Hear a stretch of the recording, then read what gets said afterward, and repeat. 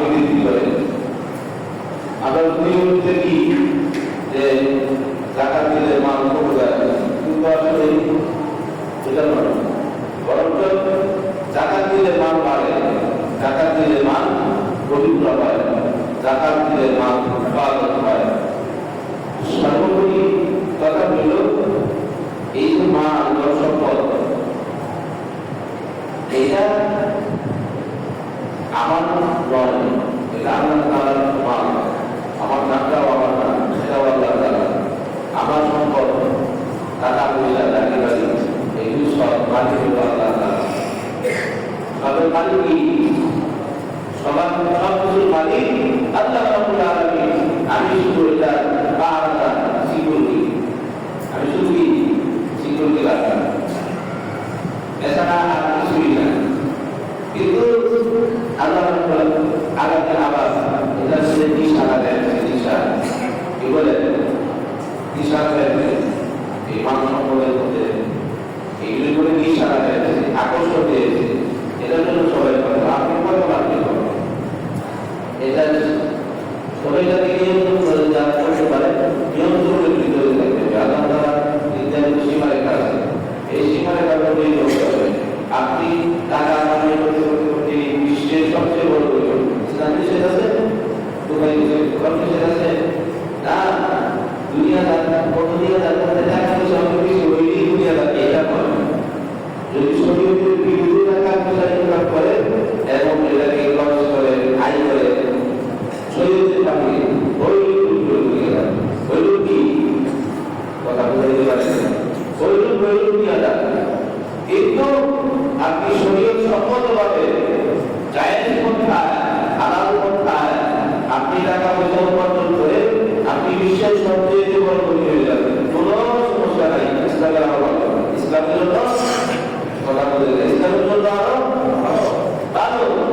তাহলে যদি টাকা পয়সা দরকার নেই, টাকা পয়সা তাহলে দুর্বল হবে, দুর্বল হবে না, টাকা পয়সা দিতে হবে না, অর্থ দিতে হবে না, টাকা পয়সা রাখবে না। এই জন্য ইসলামের জন্য টাকা পয়সার তো দরকার। আপনি কিসের জন্য, কিসের আছে না, পশ্চিম কালে টাকা পয়সার দরকার। আপনি বেশি করে টাকা পয়সা কামাই করেন, বেশি বেশি টাকা অন্যদের থেকে, বেশি অন্য ধর্মের থেকে মুসলমানদের বেশি টাকা, এইটাই কাম্য। কিন্তু অবৈধ পন্থায় নয়, বৈধ পন্থায় কি করতে হবে, অন্যের টাকা চুরি করে নয়। কি বলে, এখন তো জনগণের টাকা চুরি করে ব্যাংক ব্যালেন্স করে কোটি টাকা মাটি দিয়ে করে বন্ধ করে মাটি দিয়ে জমা করে। কি বলে, এই টাকা মানি আমি পরে বাড়ি করে জমি আমি তো সেই জমি মালিক নই, পরে বাড়ি করে পরে জমি করে পরে বাড়ি করে জমি আমি তো সেই ঘরের মালিক নই। ঠিক না? আপনাদের গান, আপনাদের গান শুনে ভালো লাগে, মজা লাগে, কিন্তু আমল করে না। কি করে না? এই যে গানটা সুন্দর গান, কিন্তু চিন্তা করে কি বলছে, কথা কি বলছে, পরের দড়ি পরের দড়ি পরের বাড়ি, ঘর মানে আমি, এই যে জমিটা পরের বাড়ি, অর্ধের বাড়ি, বাড়ি তো আল্লাহ আমাকে দিচ্ছে বসবাস করার জন্য। ঠিক না? এই চিন্তাটা কেউ করি না, সেভাবে আমল করি না। তো যাই হোক, এই যে সম্পদ টাকা পয়সা আল্লাহ বলে দিয়েছে, এটা মালিক হলো আল্লাহ তাআলা। এটা ভাব আদায় করতে হবে। মনে করেন আপনি একজন, আপনার এই বা কেশিয়ার, আপনি আপনার একজন কেশিয়ারকে বলবেন 1 কোটি টাকা দিলাম, এটা খাতে এই মজুরি টাকা পয়সা তুমি খরচ করে দেবো। ঠিক না? তখন কি ওই কেশিয়ারের বলবেন যে টাকা খরচ করে দেবো, টাকা এরকম হবে, এরকম মনে করে তুমি থাকবে, কারণ জানি যে টাকা তো মালিক রাখবে না। আমার তুমি মালিক, তুমি বলছো যেভাবে বলছো সেইভাবে আমি কি করি, বটন করে দিয়েছি, তারপরে আর যদি না দেয় যদি না দেয় একটু যদি সে মনে করে আমি এক লক্ষ তাই নেই এমন ধরনের হবে দেওয়া হবে না, হবে কি হবে না? হবে। সুতরাং আল্লাহ রাব্বুল আলামিন আমাদেরকে এই সম্পদের মালিক, টাকা পয়সার মালিক বানাইছে। আল্লাহ তাআলা কিভাবে কাছে যেভাবে বলছেন সেইভাবে এইগুলিকে খরচ করতে হবে। ওই খাতগুলির মধ্যে যেই খাতগুলি আছে এই খাতগুলির মধ্যে নেই করতে হবে, তাহলে আমি দায়িত্ব হয়ে গেলাম, আমি বেঁচে গেলাম। আর যদি ওই খাতগুলির মধ্যে ব্যয় না করি, ওইভাবে যদি আমার টাকা পয়সাগুলি খরচ না করি, তাহলে ধরা বেঁচে হবে। ঠিক না? আল্লাহ রাব্বুল আলামিনের আদালতের জন্য ধরা দেশীয় মনে করেন আমাদের ধরা অন্যরকম দেশের সাথে দেশের দিয়া বিশ্বর দিয়া আইনে দেওয়া লাগে। ঠিক না? কিন্তু আল্লাহ রাব্বুল আলামিনের আদালতের ধরা সুদ চলবে না, ওইখানে বিশ্বর দিয়া টাকা দিলেও চলবে না, ওই ধরা থেকে কেউ বাঁচতে পারবে না।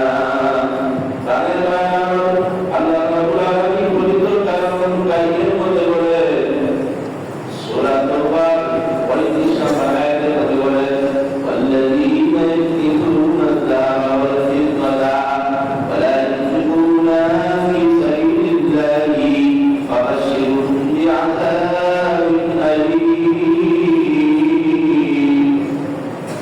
যারা ধন সম্পদ ওয়াল্লাযীনা ইয়াকতুমুনা আয-যাহাবা ওয়াল-ফিদ্দাতা সোনা টাকা পয়সা সোনার রূপা এর মধ্যে টাকা পয়সা আছে, যারা সোনার রূপা টাকা পয়সাকে সঞ্চিত করে রাখে, ব্যাংকের লকারের মধ্যে জমা করে রাখে, সরকার টাকা চুরি করে মাটির নিচে পুঁতে রাখে, যারা এই টাকা পয়সাগুলি জমা করে রাখে, সঞ্চিত করে রাখে, ওয়াল্লাযীনা ইয়াকতুমুনা আয-যাহাবা ওয়াল-ফিদ্দাতা ওয়া লা ইউনফিকুনাহা ফী সাবিলিল্লাহি, কিন্তু যারা আল্লাহর রাস্তায় ওই টাকা পয়সা সোনা রূপা থেকে আল্লাহর রাস্তায় ব্যয় করে না, আল্লাহর রাস্তায় খরচ করে না, ফাবাশশিরহুম বিআযাবিন আলীম, তাদের জন্য সুসংবাদ হলো কঠিন কঠিন শাস্তি।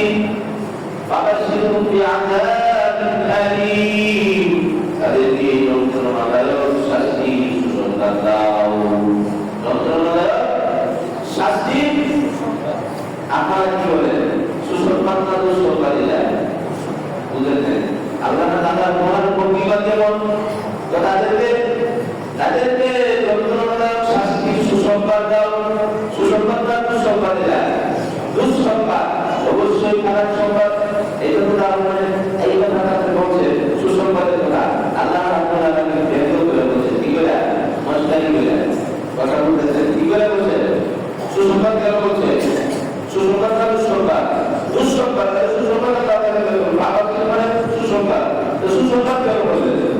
আল্লাহ তাআলা বের করে বলছে কি বলছে মস্তানি করে।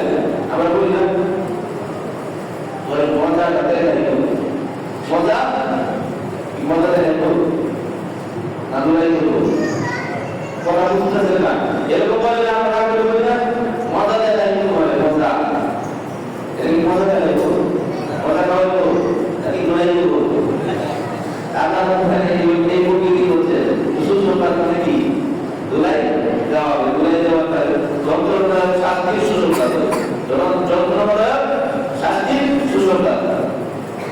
পানের বাইরে আবার والذين يكنزون الذهب والفضة ولا ينفقونها في سبيل الله فبشرهم بعذاب أليم। তারপরে বলতেছেন ইয়াউমা ইউমা আলাইহা ফি নারি জাহান্নাম ওয়া আলা ইলাহুকুম ওয়া নূরুকুম ওয়া নূরুকুম ফানুকুম মা কারাতুম। আল্লাহ রাব্বুল আলামিন বলতেছেন সেই দিন ইয়াউমা ইউমা আলাইহা ফি নারি জাহান্নাম, যারা তাদের সম্পদ সব সোনা এবং রূপাকে সঞ্চিত করে রাখবে, জমা করে রাখবে, ব্যাংকের মধ্যে ব্যাংকের লকারের মধ্যে জমা করে রাখবে, তাদের এই সম্পদ টাকা পয়সা সোনা রূপাকে জাহান্নামের আগুনের মধ্যে পুরাইয়া জাহান্নামের আগুনের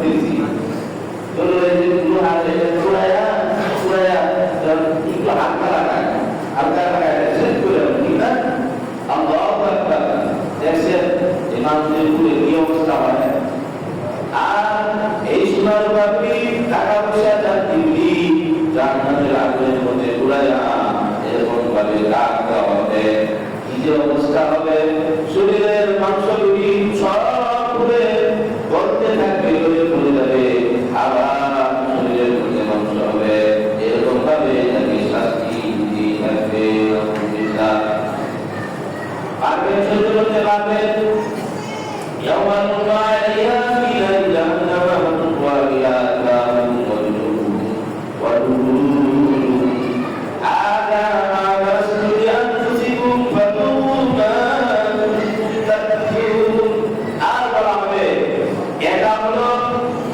সেই সম্পদ, এই সম্পদগুলিকে তুমি সঞ্চিত করে রেখেছিলে, জমা করে রেখেছিলে।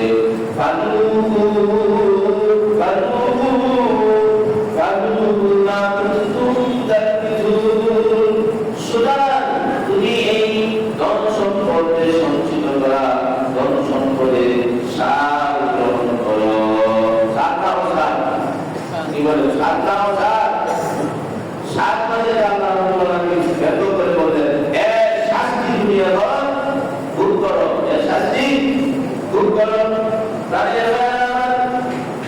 এই জন্য আল্লাহ রাব্বুল আলামিন যে আমাদেরকে ধন সম্পদ দিয়েছেন, টাকা পয়সা দিয়েছেন, এইগুলি যথাযথভাবে হক আদায় করতে হবে। যেটা হক সেইভাবে আদায় করতে হবে। যাকাত, ওলামা যাকাতের টাকাটা যদিও এখানে রূপা এবং স্বর্ণ এবং রূপার কথা আসছে, এই স্বর্ণ রূপা বাড়ির টাকা আছে, ব্যাংক ব্যালেন্স আছে, যাদের ওই টাকার উপরেও জাকাত আসবে, টাকা পয়সার উপরেও জাকাত আছে, ফল ফসল ফল ফুল আছে, গাছের ফলের মধ্যেও জাকাত আছে, শস্য ফসল আছে জমিনের মধ্যে, এই জমিনের ফসলের মধ্যে জাকাত আছে। ফসলের জাকাতের নাম হলো ফসল। আর টাকা পয়সা দেওয়া হয়, টাকা পয়সা কিছু জাকাত করা হয়। আবার যাদের ব্যবসার জন্য যাদের গরু ছাগল আছে, গরু ছাগলের ব্যবসা প্রতিষ্ঠান আছে, ওই ব্যবসা প্রতিষ্ঠানের গরু ছাগলের মধ্যেও জাকাত আছে। এগুলি গৃহস্থির জন্য যেগুলি ব্যবহার করা হয়, গৃহবাড়িতে যেগুলি সাধারণত ওইগুলির উপর আসবে না, কিন্তু ব্যবসায়ের জন্য, ব্যবসা প্রতিষ্ঠানের জন্য খামার আছে, ওই খামারের মধ্যে যে গরু আছে, ছাগল আছে, ওই গরু ছাগলের মধ্যেও জাকাত আসবে। তো জাকাতের মাসরাফকে মানে জাকাত কাদের উপর? সাহেবের নিসাবকে। সাহেবের নিসাব হইল ওই ব্যক্তিকে বলা হয় যার কাছে 7.5 তোলা স্বর্ণ অথবা 52 তোলা রূপা সমপরিমাণ অর্থ কোনো ব্যক্তির উপর, কোনো ব্যক্তির কাছে যদি থাকে, 7.5 তোলা স্বর্ণ অথবা 52 তোলা রূপা অথবা এর সমপরিমাণ অর্থ টাকা পয়সা যদি কোনো ব্যক্তির কাছে থাকে, ওই ব্যক্তি হইল সাহেবের নিসাব। ওই ব্যক্তি হইল, তাহলে এটা 40 টাকায় 1 টাকা, 70 টাকা, মাথায় 25 টাকা লাগে, 2500 টাকা। এইভাবে আপনি হিসাব করে যাবেন, সমাজ হিসাব। তাহলে হাজারে কত দিতে হবে? 25 টাকা। হাজারে, লাখে 2500 টাকা। এখন লাখে 2500 টাকা পাবে, কত কষ্ট করে টাকা কামাই করছি। এটা আপনার কষ্ট করাতে আপনি যে মেহনত করে, পরিশ্রম করে, ব্যবসার মধ্যে, ব্যবসা প্রতিষ্ঠানের মধ্যে, জমিনের মধ্যে ইত্যাদি ইত্যাদি আমরা করি, এটা হলো আমার ডিউটি, এটা হলো আমার কি, এটা হলো আমার ডিউটি। কিন্তু এই টাকা পয়সা মানি রাখি না, ডিউটি কিন্তু আল্লাহ তাআলা আমাকে পাঠায়। إذا قضيت الصلاة فانتظروا بالأرض وابتغوا من فضل الله الوسيلة فضل الله وسيلة رسول। তো এটা আমার ডিউটি, কিন্তু আমাকে আল্লাহ রাব্বুল আলামিন যে বিধানটি, যেই আমাদেরকে আল্লাহ রাব্বুল আলামিন যে নীতিমালা দিয়েছেন, সেই নীতিমালা অনুযায়ী আমাকে জীবন যাপন করতে হবে। যেটা বলতেছিলাম, ওই নীতি অনুসারে এইভাবে জাকাতের মালগুলি পরিবর্তিত থেকে, তাহলে এই পরিমাণ টাকা আমাদের কাছে আসতে না। ধরেন বর্তমান বাজারে সোনার উপর অনুযায়ী দরকার, ধরেন 60,000, 70,000 দরকার, 70,000 টাকা। এই পরিমাণ টাকা যদি কোনো ব্যক্তির কাছে থাকে, ওই ব্যক্তির কোনো জাকাত আছে। কিন্তু আমাদের দেশে জাকাত দেয় না। আমাদের দেশের লোকেরা টাকা চুরি করে দেয়, চুরি করে নিয়ে তো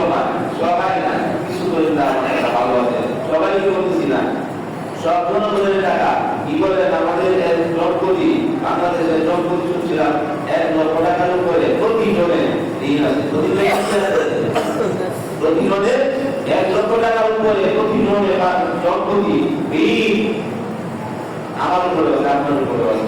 কি বুঝলেন অবস্থা? আমাদের দেশের কোনো অভাব নেই, কোনো অভাব নেই, অনেক সম্পদ আছে আমাদের দেশের, কিন্তু সেইগুলি ব্যবহার করা হয়। যারাই সরকারে যায় তারাই হয় বক্তব্য। আমি কারণ কথা বলছি না, যারাই যায় ক্ষমতা এরাই হয় বক্তব্য, এরা হয় চুল, এরাই দেশের সম্পদ চুরি করে, টাকা দিব দিতে চুরি করে দেওয়া জিনিস সেই টাকা দিব। দেখবেন আমার এই বিষয় উচিত কথা হয়েছে তো অনেকের গায়ে লাগতেছে, লাগতে আমার কিছু করার নেই। আমি কি করি আইসা দিতে আমার মুখে এখন বলতে হবে। দেখবেন তারা যারা চুরি করে, জনগণের টাকা যারা চুরি করে, এরাই দেখবেন অনেক বড় সুনাম করা ডাকাতের মান মানে লুঙ্গি, জামা, কাপড় ইত্যাদি এইগুলি তারা কোনো জায়গা ডাকাতের মান আনার জন্য অথচ মানুষের জন্য টাকা চুরি করে পরে এই করছে, এই জমাইছে।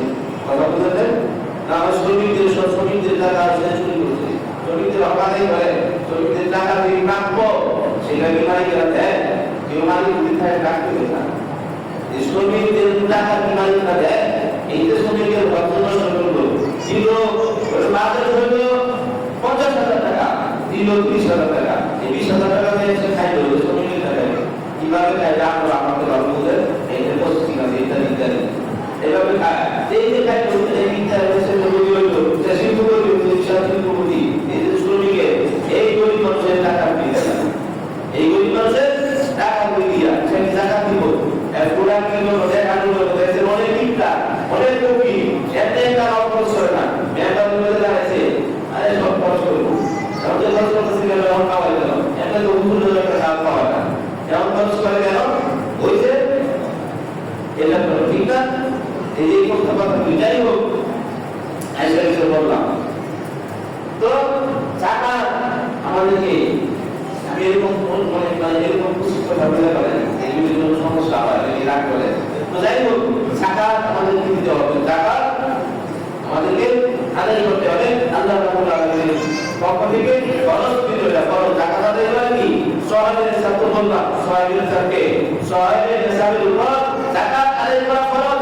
আল্লাহর কসম, আল্লাহর কসম, খোদার কসম, আমাদের দেশের ধনী লোকেরা যদি যাকাত আদায় করে আমাদের দেশের মধ্যে একটা লোক বিপদ থাকবে না, কোনো বিপদ থাকবে না, কোনো গরিব থাকবে না। এই গরমগুলি সমস্ত টাকা দিয়ে থাকবে। এই জন্য আমাদের দেশের মধ্যে কথা বলতে পারলাম। আল্লাহ তাআলা আমাদেরকে যারা যাদের কাছে টাকা পয়সা আছে তাদেরকে প্রচার করতে হবে, বিধান করুন। গরিবের না আছে, আপনাদের কাছে অনেক লোক আছে জাকাতের মেজদা সে কিন্তু জাকাত আদায় করে না। জাকাত আদায় করা ওয়াজিব কিন্তু জাকাত আদায় করে না। জাকাতের মান হিসাব করতে হবে। এই জাকাত খরচ করার জন্য আরেকটা শর্ত আছে, এই মালটা এই সম্পদটা তার কাছে 1 বছর অতিবাহিত হতে হবে। 1 বছর অতিবাহিত হওয়ার পর তার উপরে জাকাত আসবে, এর আগে জাকাত আসবে না। আমাদের দেশে রমজান মাসেই জাকাত আদায় করা হয় বেশি, সওয়াবের বেশি, সওয়াবের মৌসুম সওয়াব বেশি, এজন্য রমজান মাসে ভালো। রমজান মাসে বললেন আর জাকাতের পেশা মানে মাসরা হলো জাকাতের হাত মানে কোথায় কোথায় ব্যয় করবে জাকাত টাকা হই এইবার বাদ করে কাজের মধ্যে আয়াত আছে সূরা আল-মুজাদ 60 নম্বর আয়াত ইন্নামাস সাদাকাতু লিল ফুকারা'i ইন্নামাস সাদাকাতু লিল ফুকারা'i ইন্নামাস সাদাকাতু লিল ফুকারা'i ওয়াল মাসাকিন ওয়াল 'আমিলিনা ফিহা والعاملين فيها والمقلبة قلوبهم والرقاب وفي الرقاب والغارمين وفي سبيل الله وابن السبيل فريضة من الله والله عليم حكيم। এই আয়াতের মধ্যে মানে জাকাতের